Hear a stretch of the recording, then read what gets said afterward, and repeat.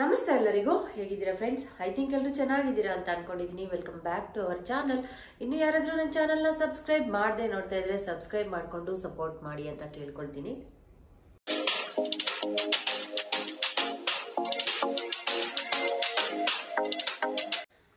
So ಇವತ್ತು ತುಳಸಿ ಹಬ್ಬ ಅಲ್ವಾ, ಹಾಗಾಗಿ ಈಗ ವ್ಲಾಗ್ ಸ್ಟಾರ್ಟ್ ಮಾಡ್ತಾ ಇದ್ದೀನಿ. ಆ್ಯಕ್ಚುಲಿ ಬೆಳಗ್ಗೆಯಿಂದ ಫುಲ್ ಇಡೀ ಮನೆಯೆಲ್ಲ ಒಂದು ರೌಂಡ್ ಕ್ಲೀನ್ ಮಾಡಿ ಎಲ್ಲ ರೆಡಿ ಮಾಡ್ಕೊಂಡಿದ್ದಾಯಿತು.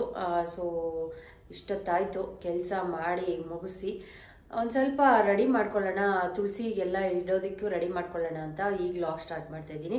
ಅದಕ್ಕಿಂತ ಮುಂಚೆ ಫಸ್ಟು ಪ್ರಸಾದ ರೆಡಿ ಮಾಡ್ಕೊಳ್ಳೋಣ. ಆಮೇಲೆ ಇವತ್ತು ಒಂದು ಡಿಫ್ರೆಂಟ್ ಆಗಿರೋ ಪಾಯಸನ ಮಾಡ್ತಾ ಇದ್ದೀನಿ. ಆ್ಯಕ್ಚುಲಿ ಏನು ಪಾಯಸ ಗೊತ್ತಾ? ಪಾಸ್ತಾಯಿಂದ ಪಾಯಸ ಮಾಡೋದು. ಇದನ್ನ ಎಲ್ಲಿ ನೋಡ್ಕೊಂಡು ಬಂದೆ ಅಂತ ನಿಮ್ಗೆ ಆಶ್ಚರ್ಯ ಆಗ್ಬೋದು.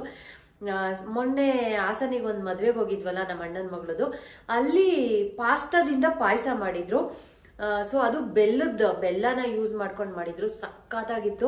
ಮಕ್ಳಿಗೂ ಇಷ್ಟ ಆಯಿತು, ನನಗೂ ಸಖತ್ ಇಷ್ಟ ಆಯಿತು. ಎಲೆ ಮೇಲೆ ಹಾಕಿ ಹಂಗೆ ನೆಕ್ಕೊಳ್ತಾ ಇದ್ವಿ, ಚೆನ್ನಾಗಿದೆ ಅಂತ. ಅವತ್ತೇ ಹೇಳಿದೆ ಮಕ್ಕಳಿಗೆ, ಸೊ ಚೆನ್ನಾಗಿದೆ ಕಣ್ರೋ, ಇವತ್ತು ತುಳಸಿ ಹಬ್ಬದ ದಿನ ಗ್ಯಾರಂಟಿ ಮಿಸ್ ಮಾಡ್ದೇನೆ ಪಾಯಸ ಮಾಡ್ತೀನಿ ಅಂತ. ಸೊ ಅದಕ್ಕೆ ಇವತ್ತು ಮಾಡೋದು ಹೇಗೆ ಅಂತ ತೋರಿಸ್ತೀನಿ, ನಿಮ್ಮ ಜೊತೆ ಶೇರ್ ಮಾಡ್ತೀನಿ. ನೀವು ಎಲ್ಲರೂ ಸಖತ್ ಇಷ್ಟಪಡ್ತೀರಾ, ನಿಮ್ಮ ಮನೆಗಳಲ್ಲಿ ಮಾಡ್ಕೊಂಡು ತಿನ್ನಿ. ಇದೊಂಥರ ಡಿಫ್ರೆಂಟ್ ಆಗಿತ್ತು. ಪಾಸ್ತಾ ಅಂದರೆ ಮಾಮೂಲಿ ಇದು ನಾವು ಒಗ್ಗರಣೆ ಎಲ್ಲ ಮಾಡ್ಕೊಂಡು ತಿಂತೀವಲ್ವಾ, ಸೊ ಅದಲ್ಲ, ಇದು ಸ್ವೀಟ್ ಮಾಡಿದ್ರು, ತುಂಬಾ ಚೆನ್ನಾಗಿತ್ತು. ಸೊ ಹಾಗಾಗಿ ಮಾಡೋದು ಹೇಗೆ ಅಂತ ತೋರಿಸ್ತೀನಿ. ಹಾಗೆಯೇ ಸೊ ತುಳಸಿಗೂ ಒಂದು ಸ್ವಲ್ಪ ಎಲ್ಲ ರೆಡಿ ಮಾಡ್ಕೊಳ್ಳೋಣ. ಸಿಂಪಲಾಗಿ ಮಾಡ್ತೀನಿ ನಾನೇನು ತುಂಬ ಕೆಲವರೆಲ್ಲ ಸ್ಯಾರಿ ಎಲ್ಲ ಉಡಿಸಿ ಮಾಡ್ತಾರೆ ತುಂಬ ಗ್ರ್ಯಾಂಡಾಗಿ. ಸಿಂಪಲ್ಲಾಗಿ ಮನೆಯೊಳಗೆ ಇಟ್ಟು, ಲಾಸ್ಟ್ ಟೈಮು ಬಾಲ್ಕನಿನಲ್ಲಿ ಇಟ್ಟು ಅಲಂಕಾರ ಮಾಡಿದ್ದೆ. ಈ ಟೈಮು ಮನೆಯೊಳಗೇನೆ ಇಟ್ಟು ಮಾಡೋಣ ಅಂತ ಅಂದ್ಕೊಂಡಿದ್ದೀನಿ. ನಮ್ಮ ಮನೇಲಿ ಹೊಸ ಸೋಫಾ ಬಂದಮೇಲೆ ಹಳೆ ಸೋಫಾಗಳನ್ನೆಲ್ಲ ಈ ಕಡೆಗೆ ಹಾಕಿದ್ದೀವಿ. ಮನೆ ತುಂಬ ಬರೀ ಫರ್ನಿಚರ್ಸೇ ಆಗ್ಬಿಟ್ಟಿದೆ. ಸೊ ಹಳೆ ಸೋಫಾನ ಈ ಕಡೆ ದೇವ್ರ ಮನೆ ಹತ್ರ ನೋಡಿ ಇಲ್ಲಿ ಇಟ್ಬಿಟ್ಟಿದ್ದೀನಿ. ಇದನ್ನು ಊರಿಗೆ ಶಿಫ್ಟ್ ಮಾಡಬೇಕು. ಸೊ ಊರಿಗೆ ತಗೊಂಡೋಗಕ್ಕೆ ಟೈಮ್ ಇಲ್ಲ. ಸ್ಯಾಟರ್ಡೆ ಸಂಡೇ ಬರಬೇಕು. ನನ್ನ ಹಸ್ಬೆಂಡ್ ಬಂದಮೇಲೆ ಇದನ್ನೆಲ್ಲ ಶಿಫ್ಟ್ ಮಾಡಿಸ್ಬೇಕು ಅವ್ರಿಗೆ ಫ್ರೀ ಆದಾಗ. ಅಲ್ಲಿವರೆಗೂ ಇಲ್ಲೇ ಇದೆ. ಸೊ ಈಗ ಇಲ್ಲೇ ಇದು ತುಳಸಿ ಪೂಜೆಗೆ ರೆಡಿ ಮಾಡ್ಕೊಳ್ಳೋಣ ಅಂತ ರೆಡಿ ಮಾಡ್ಕೊತಾ ಇದ್ದೀನಿ. ನನ್ನ ಮಗ ನಿಂತ್ಕೊಂಡು ನೋಡ್ತಾ ಇದ್ದಾನೆ, ಹರ್ಷ. ನಾನು ಇವತ್ತು ಬೆಲ್ಲ ತುರಿಯಕ್ಕೆ ಬಿಟ್ಟಿದ್ದೀನಿ ಚೆನ್ನಾಗಿ. ಪಟಾಕಿ ಬೇರೆ ಲಾಸ್ಟ್ ದೀಪಾವಳಿ ದಿನ ಪಟಾಕಿ ಹೊಡಿತಾ ಇರೋ ಟೈಮಲ್ಲಿ ಹೇಳಿದ್ದೆ, ತುಳಸಿ ಹಬ್ಬ ಬಂದಾಗ ಹೋಗು ಆಫ್ ಮಾಡು, ಕಮ್ಮಿ ಮಾಡು, ತುಳಸಿ ಹಬ್ಬ ಬಂದಾಗ ಹೊಡೆಯುವಂತೆ ಜಾಸ್ತಿ, ಇವಾಗೆಲ್ಲ ಹೊಡೆದೆಲ್ಲ ಖಾಲಿ ಮಾಡಬೇಡ ಅಂತ. ಇಷ್ಟು ಪಟಾಕಿ ಇದೆ. ಇನ್ನೂ ಅವ್ರ ತಾತ ಒಂದಷ್ಟು ಪಟಾಕಿ ಕಳಿಸಿದ್ದಾರೆ. ಅದನ್ನೆಲ್ಲ ಇವತ್ತು ಡಾಮ್ ಅಂತ ಡಾಮ್ ಮಾಡ್ತಾನೆ. ಸೊ ನಿಮ್ಗೆಲ್ಲರಿಗೂ ತೋರಿಸ್ತಾನಂತೆ ಪಟಾಕಿನ. ಸೊ ತಗೊಂಡು ಬಂದು ತೋರ್ಸಪ್ಪ. ಇನ್ನೂ ಇಷ್ಟು ಪಟಾಕಿ ಇದೆ. ಎಷ್ಟು ಪಟಾಕಿ ಸೂಪರ್ ಅಂದರೆ ಹಬ್ಬ. ನಮ್ಮ ಮನೇಲಿ ಹೊಡೆದಿರೋದೇ ಹರ್ಷ ಜಾಸ್ತಿ. ಪಾಪ ದಿಶಾಂತ್ ಒಂದು ಪಟಾಕಿ ಅಂದರೆ ಅವ್ನಿಗೆ ಇಷ್ಟನೂ ಇಲ್ಲ, ಅವ್ನು ಹೊಡೆಯಲೂ ಇಲ್ಲ. ಇವನು ಮಾತ್ರ ಇನ್ನೂ ಇಷ್ಟು ಪಟಾಕಿ ಇದೆ. ತುಳಸಿ ಹಬ್ಬಕ್ಕೆ ಹೊಡೆಯುವಂತ ಹೇಳಿದೆ, ಈಗ ಹೊಡೆಯೋಕ್ಕೆ ಇವತ್ತು ರೆಡಿ ಆಗಿದ್ದಾರೆ. ಅದಕ್ಕೆ ಮುಂಚೆ ಎಲ್ಲ ಫಸ್ಟು ತುಳಸಿ ಹಬ್ಬ ತುಲನೆಯನ್ನ ಮಾಡೋಕ್ಕೆ ಆಗದೆ ಇರೋವಂಥ ಗಿಡ ಅಂದರೆ ತುಳಸಿ ಆಗಿರುತ್ತೆ. ಸೊ ತುಂಬಾನೇ ವೈದ್ಯ ಅಂದರೆ ಔಷಧೀಯ ಗುಣಗಳನ್ನು ಹೊಂದಿರೋವಂಥ ತುಳಸಿ ಮಾತೆ. ತುಳಸಿ ಗಿಡದಲ್ಲಿ ಲಕ್ಷ್ಮಿ ನೆಲೆಸಿರ್ತಾರೆ ಅಂದರೆ ನಂಬಲೇಬೇಕಾಗಿರೋವಂಥದ್ದು. ನಿಮ್ಗೆಲ್ಲರಿಗೂ ಒಂದು ಸಂದೇಹ ಅಂತೂ ಖಂಡಿತವಾಗ್ಲೂ ಇರುತ್ತೆ, ಯಾಕೆ ನಾವೆಲ್ಲರೂ ನೆಲ್ಲಿಕಾಯಿ ಗಿಡನ ತುಳಸಿ ಹಬ್ಬದ ದಿನ ತುಳಸಿ ಪಾಟಿಗೆ ಇಟ್ಟು ಪೂಜೆ ಮಾಡಬೇಕು ಅಂತ. ಸೊ ಎಲ್ಲರೂ ಇಡ್ತಾರೆ, ನಾವು ಇಟ್ಟು ಪೂಜೆ ಮಾಡೋಣ ಅಂತ ಒಂದಷ್ಟು ಜನಕ್ಕೆ ಕನ್ಫ್ಯೂಷನ್ಸ್ ಅಂತೂ ಇರುತ್ತೆ. ಯಾಕೆ ನಾವು ತುಳಸಿ ಗಿಡಕ್ಕೆ ಪೂಜೆ ಮಾಡೋ ದಿನ ಇಡ್ತೀವಿ ಅಂದರೆ, ಈ ನೆಲ್ಲಿಕಾಯಿ ಗಿಡದಲ್ಲಿ ಕೃಷ್ಣನ ವಾಸಸ್ಥಾನ ಬಂದು ಈ ಬೆಟ್ಟದ ನೆಲ್ಲಿಕಾಯಿ ಗಿಡ ಆಗಿರುತ್ತೆ. ಸೊ ಹಾಗಾಗಿ ಅದನ್ನ ಸಂಕೇತವಾಗಿ ತುಳಸಿ ಅಂದರೆ ಲಕ್ಷ್ಮಿಯ ಸ್ವರೂಪವಾಗಿರೋ ಅಂಥದ್ದು. ಕೃಷ್ಣನ ವಾಸಸ್ಥಾನ ಆಗಿರೋವಂಥ ನೆಲ್ಲಿಕಾಯಿ ಗಿಡನ ತೊಗೊಂಡು ಬಂದು, ಆ ನೆಲ್ಲಿಕಾಯಿ ಇರೋ ಅಂಥ ಗಿಡನ ತೊಗೊಂಡು ಬಂದು, ರಂಬೆಯನ್ನು ತೊಗೊಂಡು ಬಂದು ನಾವು ಇಟ್ಟು ಪೂಜೆ ಮಾಡಿ ಸಂಕಲ್ಪ ಮಾಡಿದಾಗ ನಮಗೆಲ್ಲ ರೀತಿಯ ಸಿದ್ಧಿ ದೊರಕತ್ತೆ ಅನ್ನೋ ಒಂದೇ ಕಾರಣಕ್ಕೆ ಸೊ ನಾವಿಲ್ಲಿ ಎಲ್ಲರೂ ಸೊ ಇದನ್ನ ಪದ್ಧತಿಯಾಗಿ ನಡೆಸ್ಕೊಂಡು ಬಂದಿದ್ದಾರೆ. ಹಾಗಾಗಿ ನಾನು ಕೂಡ ತೊಗೊಂಡು ಬಂದು ಪೂಜೆ ಮಾಡೋದಕ್ಕೆ ಎಲ್ಲ ರೆಡಿ ಮಾಡ್ಕೊಳ್ತಾ ಇದ್ದೀನಿ. ಸಾಯಂಕಾಲ ಅಂದರೆ ಒಂದು 5 ಗಂಟೆ ಟೈಮಲ್ಲಿ ಇದನ್ನೆಲ್ಲ ರೆಡಿ ಮಾಡಿ ಇಟ್ಕೊಳ್ತಾ ಇದ್ದೀನಿ. ಮೇಯ್ನ್ ಆಗಿ ಗೆಜ್ಜೆ ವಸ್ತ್ರ, ಬತ್ತಿಯಿಂದ ಮಾಡಿರೋವಂಥ ಗೆಜ್ಜೆ ವಸ್ತ್ರನ ಲಕ್ಷ್ಮಿಗೆ ಯಾವುದೇ ಥರದ ಪೂಜೆ ಮಾಡುವಾಗಾದ್ರೂ ಗೆಜ್ಜೆ ವಸ್ತ್ರನ ಇಟ್ಟು ಸಂಕಲ್ಪ ಮಾಡೋದ್ರಿಂದ ತುಂಬಾನೇ ಒಳ್ಳೇದಾಗತ್ತೆ. ಸೊ ಹಾಗಾಗಿ ಗೆಜ್ಜೆ ವಸ್ತ್ರನ ಕಟ್ಟಿ ಹೂವು ಎಲ್ಲ ಹಾಕಿ ಅಲಂಕಾರ ಮಾಡ್ಕೊಳ್ತಾ ಇದ್ದೀನಿ. ಸಾಧ್ಯವಾದರೆ ನಿಮ್ಮ ಹತ್ರ ಕೃಷ್ಣನ ವಿಗ್ರಹ ಸಿಂಗಲ್ ಒಂಟಿಯಾಗಿದ್ರೂ ಪರವಾಗಿಲ್ಲ, ಅಕಸ್ಮಾತು ರಾಧೆ ಜೊತೆಯಲ್ಲಿದ್ರೂ ಪರವಾಗಿಲ್ಲ, ಎರಡೂ ಇದ್ರೂ ತುಳಸಿ ಕಟ್ಟೆ ಒಳಗಡೆ ಇಟ್ಟು ಪೂಜೆ ಮಾಡಿ ಸಂಕಲ್ಪ ಮಾಡ್ಕೊಳ್ಳಿ. ನಾನಿಲ್ಲಿ ತುಳಸಿಗೆ ನಮ್ಮನೇಲಿ ಚಿಕ್ಕದು ಕೃಷ್ಣನ ವಿಗ್ರಹ ಇತ್ತು, ಅದನ್ನು ಕೂಡ ಇಡ್ತಾ ಇದ್ದೀನಿ. ಆಮೇಲೆ ಇಲ್ಲಿ ರಂಗೋಲಿನ ಹಾಕೊಳ್ತಾ ಇದ್ದೀನಿ. ನಾನು ಈ ರಂಗೋಲಿ ಅಚ್ಚನ್ನ ಲಾಸ್ಟ್ ಟೈಮು ನಾನು ಟ್ರಿಪ್ ಹೋದಾಗ ತೊಗೊಂಡು ಬಂದಿದ್ದೆ, ದೇವಸ್ಥಾನದಲ್ಲಿ, ಗೌಡಿಗೆರೆ ದೇವಸ್ಥಾನದಲ್ಲಿ ತೊಗೊಂಡಿದ್ದು. ತುಂಬಾನೇ ಚೆನ್ನಾಗಿದೆ. ಇದರಲ್ಲಿ ಯಾವ ಥರ ಇದೆ ಅಂದರೆ ನಿಜವಾಗ್ಲೂ ನೋಡಿದ್ರೆ ಸಖತ್ ಖುಷಿ ಆಗುತ್ತೆ. ಮೇಲ್ಗಡೆ ಲಕ್ಷ್ಮಿಯ ಪಾದ, ಸ್ವಸ್ತಿಕ್ ಚಿತ್ರ, ಮಧ್ಯದಲ್ಲಿ ತಾವರೆ ಮೇಲೆ ನಿಂತಿರೋ ಅಂಥದ್ದು, ಆ ಕಡೆ ಈ ಕಡೆ 2 ದೀಪಗಳು ಇದೆ. ತುಂಬಾನೇ ಚೆನ್ನಾಗಿದೆ, ನೋಡೋದಕ್ಕೆ ಅಂತೂ ಸಖತ್ ಇಷ್ಟ ಆಗತ್ತೆ. ಸೊ ಹಾಗಾಗಿ ಇವಾಗ ನಾನು ಹೂವಿನಿಂದ ಸ್ವಲ್ಪ ಅಲಂಕಾರ ಮಾಡ್ಕೊಳ್ತಾ ಇದ್ದೀವಿ. ನಮಗೆ ಭಕ್ತಿ ಶ್ರದ್ಧೆ ಇದ್ರೆ ಸಾಕು, ಆಡಂಬರದ ಪೂಜೆನ ಕೇಳೋದಿಲ್ಲ. ಆದ್ರೂ ಅಲಂಕಾರಕ್ಕೋಸ್ಕರ ಮಾಡಿಕೊಂಡು ನಾನಿಲ್ಲಿ ಎಲ್ಲ ಸೇವಂತಿಗೆ ಹೂವನ್ನೆಲ್ಲ ತೆಗೆದು ಕಟ್ ಮಾಡಿ ಹಾಕೊಳ್ತಾ ಇದ್ದೀನಿ. ತುಂಬಾನೇ ಚೆನ್ನಾಗಿ ಕಾಣಿಸುತ್ತೆ ಈ ಥರ ಡೆಕೋರೇಟ್ ಮಾಡಿ ಪೂಜೆ ಮಾಡೋದ್ರಿಂದ, ನಮಗೂ ಖುಷಿ ಆಗತ್ತೆ. ತುಪ್ಪನ ಕಾಯಿಸೋದಕ್ಕೆ ಇಟ್ಕೊಂಡು ಗೋಡಂಬಿ, ದ್ರಾಕ್ಷಿ ಎಲ್ಲ ಸ್ವಲ್ಪ ಹುರ್ಕೊಳ್ತಾ ಇದ್ದೀನಿ. ನೈವೇದ್ಯಕ್ಕೆ ಪೇಪರ್ ಅವಲಕ್ಕಿಯಿಂದ ಇವತ್ತು ಪ್ರಸಾದನ ರೆಡಿ ಮಾಡ್ಕೊಳ್ತಾ ಇದ್ದೀನಿ. ಪೇಪರ್ ಅವಲಕ್ಕಿನ ತೊಗೊಂಡಿದ್ದೀನಿ, ತೆಂಗಿನಕಾಯಿನ ತುರಿದು ಹಾಕೊಂಡಿದ್ದೀನಿ, ಬೆಲ್ಲ ಕೂಡ ತುರಿದು ಹಾಕೊಂಡಿದ್ದೀನಿ.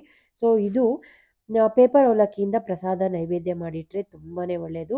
ಈ ಅವಲಕ್ಕಿ ಇದೆಯಲ್ಲ, ಅದು ಕೃಷ್ಣನಿಗೆ ತುಂಬ ಪ್ರಿಯವಾಗಿರೋ ಅಂಥದ್ದು. ಸೊ ಈ ಅವಲಕ್ಕಿಯಿಂದ ಪ್ರಸಾದ ಮಾಡಿಟ್ಟು ನಾವು ತುಳಸಿ ಮಾತೆನ ಸಂಕಲ್ಪ ಮಾಡೋದ್ರಿಂದ ತುಳಸಿ ಮಾತೆಯ ಅನುಗ್ರಹ ನಮಗೆ ಸಿಗುತ್ತೆ ಅನ್ನೋ ನಂಬಿಕೆ. ಸೊ ಹಾಗಾಗಿ ನಾನಿವತ್ತು ತುಳಸಿಗೆ ಈ ಪ್ರಸಾದವನ್ನ ರೆಡಿ ಮಾಡ್ಕೊಂಡಿದ್ದೀನಿ. ತುಂಬಾನೇ ಚೆನ್ನಾಗಿರುತ್ತೆ. ಇದಕ್ಕೆ ಪೇಪರ್ ಅವಲಕ್ಕಿನೇ ತಗೊಳ್ಳಿ, ಗಟ್ಟಿ ಅವಲಕ್ಕಿ ಅಷ್ಟೊಂದು ಚೆನ್ನಾಗಿರೋದಿಲ್ಲ. ಪೇಪರ್ ಅವಲಕ್ಕಿನಿಂದ ಮಾಡಿದ್ರೆ ತುಂಬಾನೇ ಚೆನ್ನಾಗಿರುತ್ತೆ. ಮಕ್ಳಿಗೂ ಕೂಡ ಇಷ್ಟ ಆಗುತ್ತೆ ಈ ಪ್ರಸಾದ. ನಮ್ಮನೇಲಿ ಯಾವಾಗಲೂ ಮಾಡ್ತಾ ಇರ್ತೀವಿ. ಸೊ ಹಾಗಾಗಿ ನಾನಿವತ್ತು ತುಳಸಿ ಹಬ್ಬದ ದಿನ ಇದೇ ಮಾಡಿ ಇಡೋಣ ಅಂತ ಮಾಡ್ತಾ ಇದ್ದೀನಿ. ತುಳಸಿ ವಿವಾಹ ಆಗಿರೋದ್ರಿಂದ ತುಳಸಿ ಮಾತೆಗೆ ಅರಿಶಿಣ ದಾರವನ್ನ ತಗೊಂಡು ಅರಿಶಿಣ ಕೊಂಬನ್ನ ಕಟ್ಟಿ ಅದನ್ನ ಸೇರಿಸಿ ತುಳಸಿ ಗಿಡ ಮತ್ತೆ ನೆಲ್ಲಿಕಾಯಿ ಗಿಡ ಎರಡಕ್ಕೂ ಸೇರಿಸಿ ನಾವು ಈ ದಾರವನ್ನ ಕಟ್ಟಬೇಕಾಗತ್ತೆ. ಅರಿಶಿಣ ಕೊಂಬನ್ನ ಕಟ್ಟುವಾಗ ನೀವು ಸಂಕಲ್ಪ ಮಾಡ್ಕೊಳ್ಳಿ, ನಮ್ಮ ಮಾಂಗಲ್ಯ ಭಾಗ್ಯ 100 ವರ್ಷ ಚೆನ್ನಾಗಿರ್ಲಿ ಅಂತ ಬೇಡ್ಕೊಂಡು ಸಂಕಲ್ಪ ಮಾಡಿ ಕಟ್ಟೋದ್ರಿಂದ ತುಳಸಿ ಮಾತೆಯ ಅನುಗ್ರಹ ನಮ್ಮ ಮೇಲಾಗತ್ತೆ, ಮತ್ತೆ ಕೃಷ್ಣ ಪರಮಾತ್ಮನ ಅನುಗ್ರಹ ಕೂಡ ನಮ್ಮ ಮೇಲೆ ಇರುತ್ತೆ.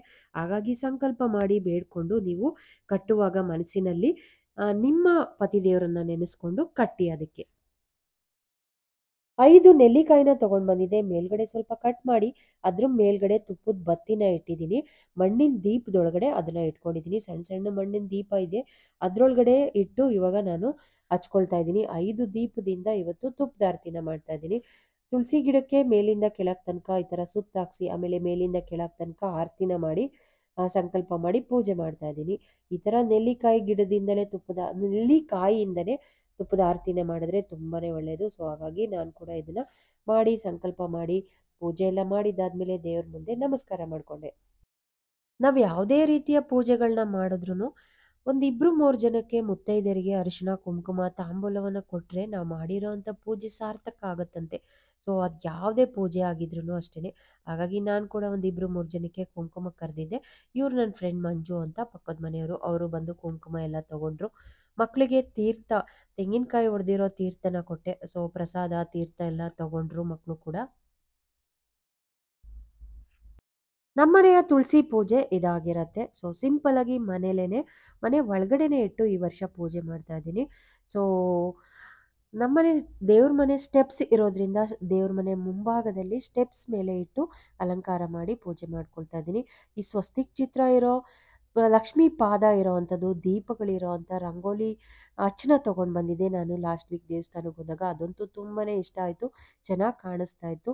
ಓವರಾಲು ಈ ಥರ ಕಾಣಿಸ್ತಾ ಇದೆ. ನಮ್ಮನೆ ದೇವ್ರ ಮನೆ ಹತ್ರ ಸ್ಟೆಪ್ಸ್ ಇರೋದ್ರಿಂದ ತುಂಬಾ ಚೆನ್ನಾಗಿ ಕಾಣಿಸ್ತಾ ಇದೆ. ನಿಮಗೇನು ಅನ್ನಿಸ್ತು ಅಂತ ಕಮೆಂಟ್ ಮಾಡೋದನ್ನ ಮರಿಬೇಡಿ. ಈ ಪಾಯಸವಂತೂ ತುಂಬಾನೇ ಚೆನ್ನಾಗಿರುತ್ತೆ, ತುಂಬ ಈಸಿ ಮಾಡೋದು ಕೂಡ. ನಾನಿಲ್ಲಿ ನೀರನ್ನ ಕಾಯಿಸೋದಕ್ಕೆ ಇಟ್ಕೊಂಡು ಪಾಸ್ತಾನ ಹಾಕ್ಕೊಳ್ತಾ ಇದ್ದೀನಿ. ಸೊ ಇದು ಚೆನ್ನಾಗಿ ನೀರು ಕುದೀತಾ ಇರುವಾಗ ಚೆನ್ನಾಗಿ ಬೇಯಿಸ್ಕೊಳ್ಬೇಕು. 1 ಸ್ಪೂನ್ ಆಯಿಲ್ ಹಾಕ್ಕೊಳ್ಳೋಣ. ಇದು ಏನಕ್ಕೆ ಅಂದರೆ ಅಂಟೋದಿಲ್ಲ, ಆಯಿಲ್ ಹಾಕೋದ್ರಿಂದ ಬಿಡಿ ಬಿಡಿಯಾಗಿ ಬರುತ್ತೆ. ಇವಾಗ ನಾನು ಇಲ್ಲಿ ತೋರಿಸ್ತಾ ಇದ್ದೀನಿ ನೋಡಿ, ಚೆನ್ನಾಗಿ ಬೆಂದಿರಬೇಕು. ಅದೆಷ್ಟು ಚೆನ್ನಾಗಿ ಈ ಪಾಸ್ತಾ ಬೆಂದಿರುತ್ತೋ ಆವಾಗ ಪಾಯಸ ಕೂಡ ಅಷ್ಟು ಟೇಸ್ಟಾಗಿ ಬರುತ್ತೆ. ಸೊ ಇವಾಗ ಬೆಂದಿದೆ ಅಂತ ಗೊತ್ತಾದ ಮೇಲೆ ಬಿಸಿ ನೀರೆಲ್ಲ ಫಸ್ಟು ತೆಗಿಯೋಣ. ತೆಗೆದಿದ ತಕ್ಷಣವೇ ತಣ್ಣೀರು ಹಾಕ್ಕೊಳ್ಳೋಣ. ತಣ್ಣೀರು ನೀರು ಹಾಕಿದ್ರೆ ಉಡಿಯಾಗಿ ಉದ್ರುದ್ರಾಗಿ ಬರುತ್ತೆ. ಸೊ ಅದೇ ಪಾತ್ರೆನ ತೊಳ್ಕೊಂಡು ಮತ್ತೆ ನಾನಿಲ್ಲಿ ಹಾಲನ್ನ ಹಾಕೊಳ್ತಾ ಇದ್ದೀನಿ. ಸೊ ಈ ಹಾಲು ಹಾಕಿದ್ದಾದ್ಮೇಲೆ ಆ ಪಾಸ್ತಾ ನಾನು ಬೇಯಿಸಿಟ್ಕೊಂಡಿದ್ನಲ್ವ ಅದನ್ನ ಈ ಹಾಲಿಗೆ ಮಿಕ್ಸ್ ಮಾಡ್ಕೊಳ್ತಾ ಇದ್ದೀನಿ. ಇವಾಗ ಸ್ವಲ್ಪ ಮಿಕ್ಸ್ ಮಾಡಿ ಕಲಿಸ್ಕೊಳ್ಳೋಣ. ನಾನಿಲ್ಲಿ ಸಕ್ಕರೆನ ಯೂಸ್ ಮಾಡ್ತಾ ಇಲ್ಲ, ಬೆಲ್ಲನ ಯೂಸ್ ಮಾಡ್ತಾ ಇದ್ದೀನಿ. ಬೆಲ್ಲನೇ ಹಾಕೊಳ್ಳಿ, ತುಂಬ ಚೆನ್ನಾಗಿರುತ್ತೆ ಟೇಸ್ಟು. ಬೆಲ್ಲನೇ ಯೂಸ್ ಮಾಡಿ. ಬೆಲ್ಲನ ತುರ್ದು ಇದ್ದೀನಿ. ಸೊ ಏನಕ್ಕೆ ತುರ್ದು ಹಾಕೊಂಡೆ ಅಂದರೆ ದಪ್ಪ ಉಂಡುಂಡೆ ಹಾಕ್ಕೊಂಡ್ರೆ ಅದು ಕಾಯೋದ್ರೊಳಗೆ ಲೇಟ್ ಆಗುತ್ತೆ ಅಂತ ತುರ್ದು ಪುಡಿ ಮಾಡಿನೂ ಕೂಡ ಹಾಕ್ಕೊಳ್ಬೋದು. ಇದು ಹಾಕಿದ್ದಾದ್ಮೇಲೆ ಪಕ್ಕದಲ್ಲಿ ತುಪ್ಪದಲ್ಲಿ ಗೋಡಂಬಿ ದ್ರಾಕ್ಷಿನ ಹುರಿದು ಸ್ವಲ್ಪ ಇದನ್ನ ಒಂದು ಸ್ವಲ್ಪ ತುಪ್ಪನ ಜಾಸ್ತಿ ಹಾಕೊಳ್ಳಿ. ಹಾಕೊಂಡು ಈ ಪಾಯಸ ರೆಡಿ ಆಗಿದೀವಲ್ಲ ಇದ್ರೊಳಗಡೆ ಹಾಕೊಳ್ಳೋಣ. ತುಂಬ ಚೆನ್ನಾಗಿರುತ್ತೆ. ಆದರೆ ಬಿಸಿ ತಿನ್ನೋಕೆ ಹೋಗ್ಬಿಡಿ, ಸ್ವಲ್ಪ ತಣ್ಣಗಾದ್ಮೇಲೆ ತಿನ್ನಿ, ಇನ್ನೂ ಟೇಸ್ಟು ಸಖತ್ತಾಗಿರುತ್ತೆ. ನಮ್ಮನೇಲಂತೂ ಅಷ್ಟು ಮಾಡಿರೋ ಪಾಯಸನೆಲ್ಲ ಖಾಲಿ ಮಾಡಿದ್ರು ಮಕ್ಕಳು. ಸಖತ್ ಚೆನ್ನಾಗಿತ್ತು. ಪೂಜೆ ಎಲ್ಲ ಮುಗೀತು. ಸೊ ಮುಗ್ದಿದ್ದಾದ್ಮೇಲೆ ಊಟ ಮಾಡೋಣ ಅಂತ ಎಲ್ಲ ಎತ್ತಿಟ್ಟು ಇವಾಗ ಬಿಸಿನೀರು ಕಾಯಿಸ್ಕೊಳ್ತಾ ಇದ್ದೀನಿ. ತುಂಬ ಹೊರಗಡೆ ಚಳಿ ಇದೆ. ಸೊ ಯೂಶಲಿ ನಾನು ಸ್ವಲ್ಪ ಬಿಸಿನೀರು ಕುಡಿಯೋದು ಜಾಸ್ತಿ. ನೈಟ್ ಹೊತ್ತೆಲ್ಲ ಸ್ವಲ್ಪ ಬಿಸಿನೀರು, ಊಟ ಟೈಮಲ್ಲಂತೂ ಬಿಸಿನೀರು ಕುಡಿತೀನಿ. ತರಕಾರಿ ಬೇಳೆ ಸಾಂಬಾರು, ಅನ್ನ, ಪಾಯಸ, ಸೊ ಎಲ್ಲ ರೆಡಿಯಾಗಿದೆ. ಊಟ ಮಾಡಬೇಕು. ಈ ಲಾಗ್ನ ಇಲ್ಲಿಗೆ ಎಂಡ್ ಮಾಡ್ತಾ ಇದ್ದೀನಿ. ಮುಂದಿನ ಲಾಗಲ್ಲಿ ಮತ್ತೆ ಸಿಗ್ತೀನಿ. ಸೊ ಅಲ್ಲಿ ತನಕ ಯಾರೆಲ್ಲ ನನ್ನ ಚಾನಲ್ನ ನೋಡ್ತಾ ಇದ್ದೀರಾ ಸಬ್ಸ್ಕ್ರೈಬ್ ಮಾಡಿಕೊಂಡು ಸಪೋರ್ಟ್ ಮಾಡಿ ಅಂತ ಕೇಳ್ಕೊಳ್ತಾ ನಮಸ್ಕಾರ. Love you all. Thank you so much friends.